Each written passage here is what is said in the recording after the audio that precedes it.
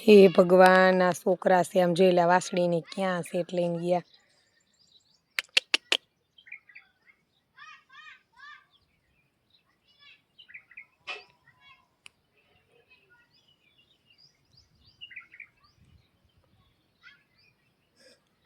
આજ તો વાસળીનું આવી બન્યું છે અને વાસળીની એટલી મજા આવે છે કે તું છે મારા જેવું કોઈક રમવા વાળું આવી ગયું.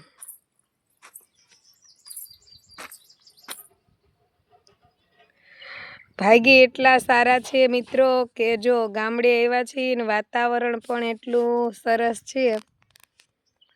જો કે ખેડૂ માટે તો ખબર નહીં, ખ્યાલ નથી કે વાતાવરણ સારું કહેવાય કે ના કહેવાય, પણ મીન્સ કે આપણે લોકો અત્યારે વેકેશન માણવા આવ્યા હોય તો થોડુંક આમ વાદળછાયું વાતાવરણ હોય તો મજા આવે, તડકોય ના લાગે અને કામ કરવાની પણ મજા આવે. આપણે ઘણું કામ હતું તે થઈ ગયું છે. આપણે ફોદીનો લેવાનો હતો સુકવણી માટે, તે લીમડો 2 તગારા લીમડો લીધો છે અને 4 તગારા આપણે પેલું ચાલુ કે ને તગારું, હા એ 4 તગારા ફોદીનો ઉતાર્યો, 2 તગારા લીમડો, બધાની સુકવણી કરવા મૂકી દીધું છે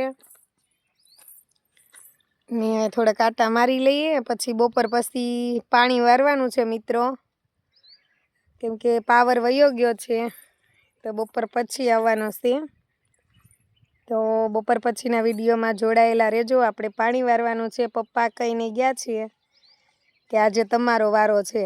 પપ્પાને જરાક એક્સિડન્ટ થઈ ગયેલું હતું ને તે દવાખાને લઈ ગયા છે અને જોકે સારું થઈ ગયું છે, પણ લાસ્ટ વાર બતાવવાનું હતું. ડૉક્ટર અંકલે કીધું હતું કે છેલ્લી વાર બતાવી જાજો, તે ગયા છે. તે આજે આપણે પાણીનો વારો છે અને મમ્મી આપણા માટે પરચુરણ કામ કરે છે. દાળ બનાવવાનું છે, કોઈ એ વસ્તુ તો આપને ન આવડે એટલે એ બધું એ બનાવશે અને આપણે બીજું કામ પતાવી દઈએ. હા, અને આપણે તેલ પણ બનાવવાનું છે, પણ આપણે વિડીયો નાખશું.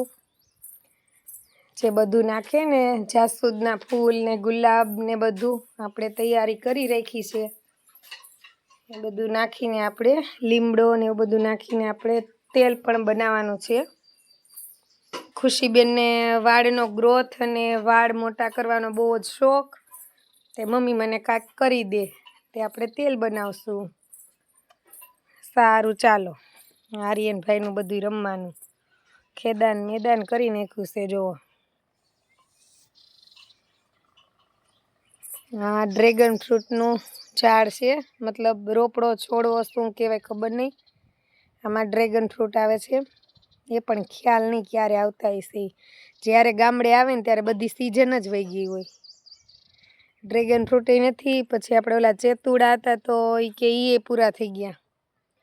હવે નારિયેળ છે, બહુ બધા છે, પણ હવે આંબાવાળું કોઈ છે નહીં. હવે કોકને બોલાવવા પડશે, બાકી તો લાટ બધા નારિયેળ છે. એટલા બધા છે ને જો મિત્રો, આ પણ આખી નાળિયેરી ભરી છે અને આ પણ આખી નાળિયેરી ભરી છે અને છેલ્લી નાળિયેરી પણ એટલી ભરી છે.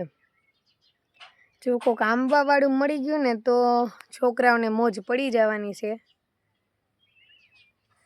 તો ચાલો મિત્રો, હમણાં બપોરના 11 સાડા 11 થઈ જશે. પછી આપણે કહી દીધું છે રસોઈ શું બને છે તે. હમણાં જો રસોઈ બની જાય પછી મસ્ત કેરીની કટકી, ગુંદાનો સંભારો, શાક, રોટલી, દાળ ભાત. જેને પૂરું ભોજન જમવું હોય તે ફટાફટ આવી જાજો વાડીની મોજ માણવા.